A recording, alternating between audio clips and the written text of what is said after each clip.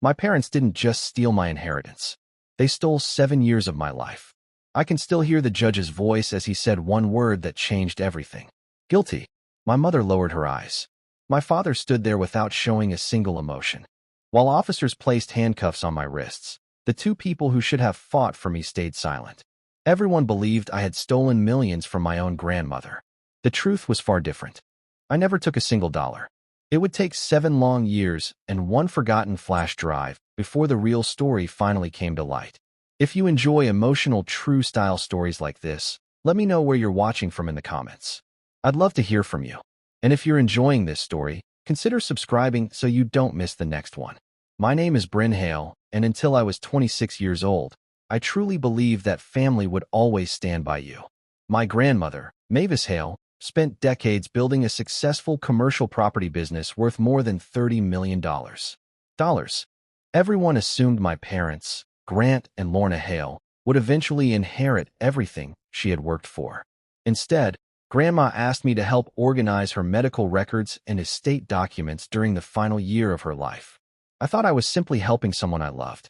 I had no idea that those files would later become the center of a criminal investigation. Just 2 weeks after we buried her, the estate attorney announced that nearly $6 million had vanished before the inheritance could be distributed. The next morning, detectives knocked on my apartment door. They accused me of forging legal papers, creating fake bank accounts, and stealing my grandmother's money. I was too shocked to even defend myself. Then my father quietly handed investigators a folder. Inside were documents with signatures that looked exactly like mine. In that moment, I understood that this wasn't a mistake. Someone had carefully planned every detail long before my grandmother took her last breath. And every piece of evidence pointed straight at me. The detectives turned my apartment upside down. Every drawer, every cabinet, every box was opened while I stood there trying to understand what was happening. After hours of searching, they suddenly announced they had found exactly what they were looking for. Hidden inside a storage bin were printed banking records, forged estate documents, and a flash drive they claimed contained stolen financial files linked to my grandmother's missing money. I stared at those items in complete disbelief. I had never seen any of them before. No matter how many times I told them the evidence had been planted, nobody listened. Every answer I gave seemed to make them more convinced that I was lying. Within days, the story spread across the local news, and strangers had already decided I was a greedy granddaughter who had betrayed her own family. The people whose voices mattered most never defended me. My parents stood in front of cameras looking heartbroken. They accepted sympathy from neighbors and family friends while refusing every phone call and letter I sent from jail. I kept hoping they would finally come see me and explain the terrible misunderstanding. They never did. When the trial began, I still believed the truth would come out. Instead, my father walked into the courtroom, took the witness stand, and calmly told the jury that he had noticed me becoming obsessed with Grandma's fortune during her final months. He claimed he had tried to warn everyone, but no one had taken his concerns seriously. Then my mother testified. She wiped away tears as she said she wanted to believe her own daughter was innocent, but the evidence was impossible to ignore. Her voice cracked at exactly the right moments. Every person in that courtroom believed her pain was real. Their words carried more weight than anything I could ever say. Why would loving parents falsely accuse their own child? The jury returned with a guilty verdict sooner than anyone expected. As officers locked the chains around my wrists, I turned for one last look at my parents. The tears were gone. They quietly embraced each other with small, satisfied smiles that lasted only a few seconds. That single moment stayed with me through every lonely night behind prison walls, reminding me that the people who had destroyed my life had never believed I deserved to keep it. The first year in prison felt like a lifetime. Every morning, I woke up hoping it had all been a nightmare, only to see the same gray walls and hear the same heavy doors closing behind me. The hardest part wasn't losing my freedom. It was realizing how quickly people erased me from their lives. Friends who once promised they would always stand beside me stopped writing. My phone never rang during the few times I was allowed to make calls. Even the people who knew me for years decided the headlines were easier to believe than the woman they had shared their lives with. My fiancé lasted only a few months before ending our engagement in a short letter. He wrote that he couldn't spend his life waiting for someone convicted of stealing from her own grandmother. I read those words so many times that the paper became worn at the edges. The career I had worked so hard to build disappeared overnight. No employer wanted to be connected to someone the newspapers called the granddaughter who robbed her dying grandmother. My name became a warning instead of a person. After hearing the same accusation over and over, I began questioning my own memories. I knew I was innocent, yet the constant judgment slowly wore me down. Some nights I wondered if the truth even mattered anymore. One person refused to accept the official story. Grandma's estate attorney, Kate Mercer, kept reviewing the case long after everyone else had moved on. Something continued to bother him. My grandmother had carefully written every important financial decision in handwritten journals she kept for years. They weren't ordinary notebooks. They were detailed records of meetings, payments, investments, and changes to her estate. When investigators searched her house, every journal had disappeared. No one could explain where they had gone. At the same time, my parents' lifestyle changed in ways that made no sense. They purchased expensive cars, traveled constantly, and spent money far beyond the inheritance they had legally received. The numbers simply didn't match. Kate believed there was a missing piece hidden somewhere behind the evidence. Then one afternoon, a plain envelope with no return address arrived at his office. Inside was something that would change everything. When Kate opened the plain envelope, he found only a single photocopied page. There was no note, no name, and no clue about who had sent it. At first, it looked like an ordinary page torn from one of my grandmother's journals. But the moment he recognized her neat handwriting, he knew it deserved a closer look. Most of the page contained routine notes about meetings, property payments, and upcoming appointments. Then his eyes stopped on one sentence written near the bottom. If anything happens to me before I finish updating my estate, Bryn must never sign anything without Kate present. That one line changed everything. Why would my grandmother write such a specific warning? She trusted very few people with her personal affairs, and she had always been careful with every legal document. If she felt the need to leave those instructions behind, she must have believed someone would eventually try to use my name for their own benefit. Kate couldn't ignore the possibility. Without telling anyone, he began reviewing the old estate records again. He requested copies of every document that had been filed during my grandmother's final weeks. As he compared dates, signatures, and medical reports, another disturbing pattern appeared. Several important estate papers had supposedly been signed while Grandma was in hospice receiving heavy medication. According to her medical records, there were days when she was barely awake, yet official documents claimed she had approved major financial decisions during those same hours. The timeline simply didn't make sense. It became clear that whoever framed me hadn't stopped at copying my signature. They had also forged my grandmother's handwriting to make every transaction appear legitimate. Even with those discoveries, there was still one major problem. Suspicion wasn't enough to overturn a conviction. After 7 years, finding proof that could stand up in court seemed almost impossible. Then Kate remembered a conversation he had shared with my grandmother months before she passed away. She once mentioned keeping a secure backup of her most important estate records in case anything unexpected happened. If that backup still existed, it could expose the entire scheme. The only problem was that nobody knew where she had hidden it, or whether it had survived all those years. Weeks passed without any new answers, but Kate refused to stop searching. Before the estate closed permanently, several old storage boxes were scheduled to be destroyed. They had been sitting untouched in a warehouse since my grandmother's death because everyone believed they contained outdated paperwork with no value. Kate decided to inspect them one last time. As he sorted through dusty files and empty folders, something caught his attention. One filing cabinet felt heavier than it should have. After examining it closely, he discovered a hidden compartment beneath the false bottom of one drawer. Inside rested a sealed envelope covered with years of dust. There was only one handwritten message on the front. Only if something feels wrong. His hands shook as he opened it. Inside was an old flash drive. When he plugged it into his computer, dozens of carefully organized files appeared on the screen. The first folder contained video recordings of private meetings between my grandmother and her longtime financial advisor. In every conversation, they discussed protecting her estate and making sure her final wishes could never be altered without proper oversight. Another folder held scanned copies of original legal documents. Each genuine signature was placed beside a forged version. Even without expert training, the differences became impossible to ignore. Someone had copied both my handwriting and my grandmother's with incredible skill, replacing authentic records with fake ones that supported the theft. The next folder contained several early drafts of Grandma's real inheritance plan. They showed how she intended to divide her assets fairly before unexpected changes appeared in the official paperwork. Then Kate opened one final video. My grandmother looked directly into the camera, speaking calmly, but with obvious concern. She explained that she believed Grant and Lorna had been pressuring her to change parts of her will. She admitted she no longer felt comfortable discussing financial matters around them and wanted a record of her concerns if anything suspicious happened after her death. For the first time in 7 years, every missing piece started fitting together. Independent forensic handwriting experts were brought in to examine every signature connected to the missing money.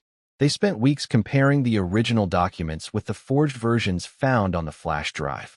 Their conclusion was clear. The signatures used to convict me were not genuine. Someone had carefully copied both my handwriting and my grandmother's to create a false paper trail. At the same time, financial investigators reopened the banking records that had been accepted without question during my trial.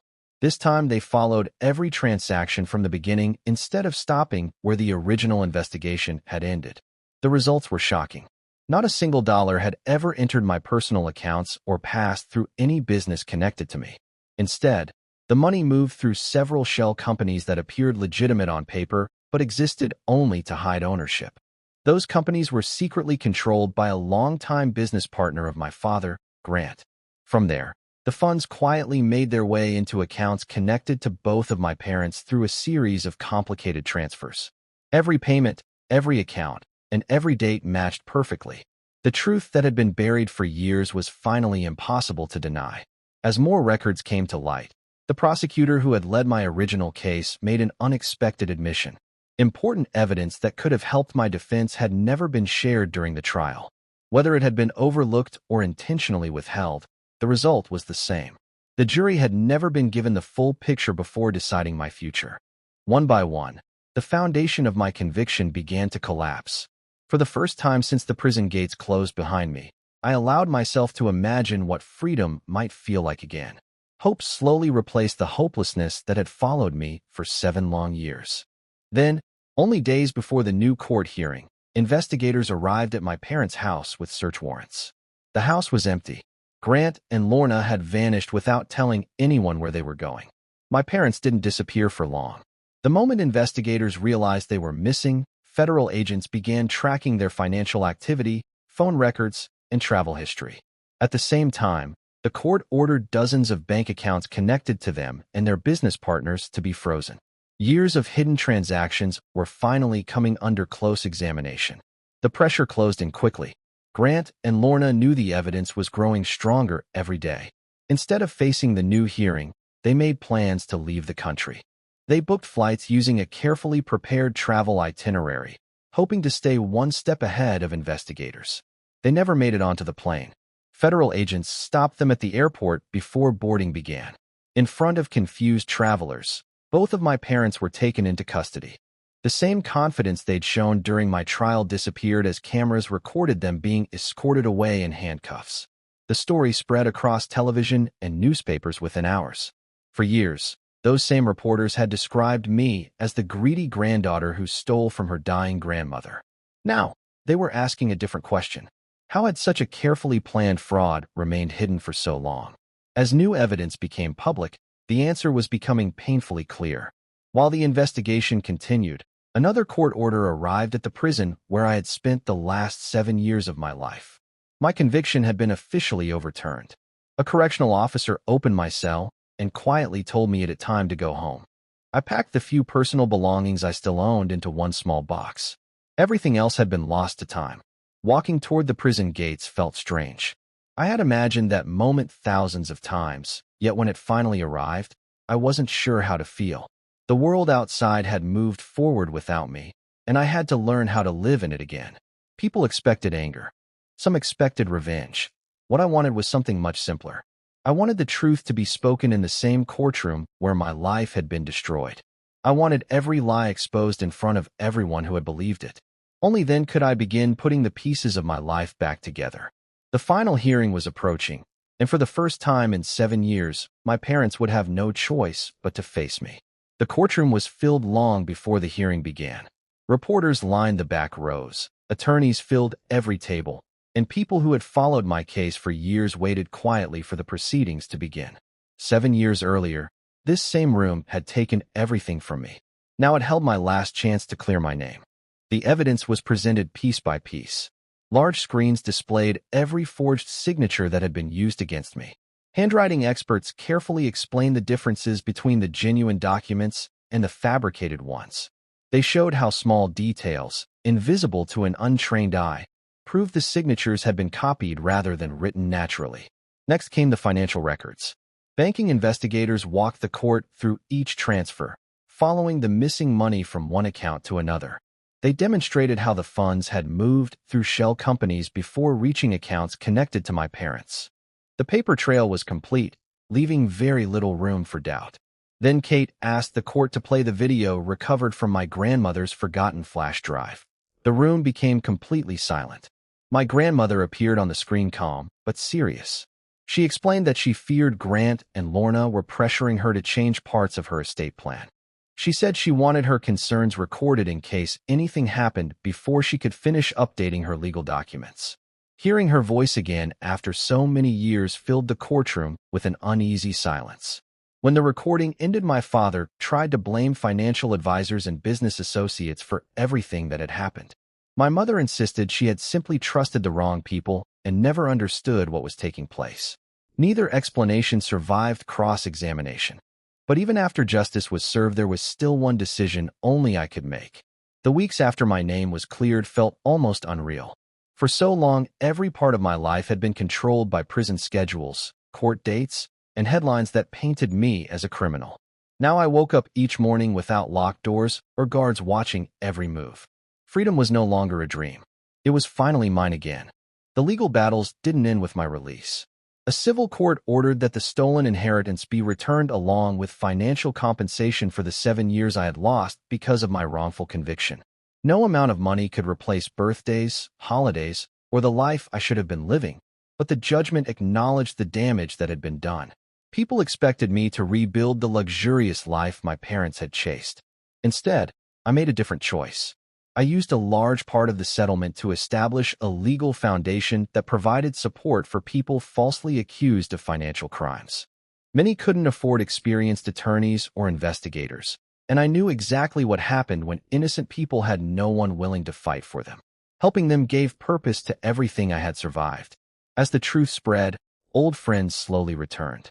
Some admitted they had believed the headlines without asking questions. Others said they had been too afraid to stand beside me when public opinion turned against me. A few relatives reached out with tears, asking if I could forgive them for staying silent while my life fell apart. I listened to every apology. Some sounded sincere. Others felt like attempts to ease guilty consciences. I learned that forgiveness and trust were not the same thing.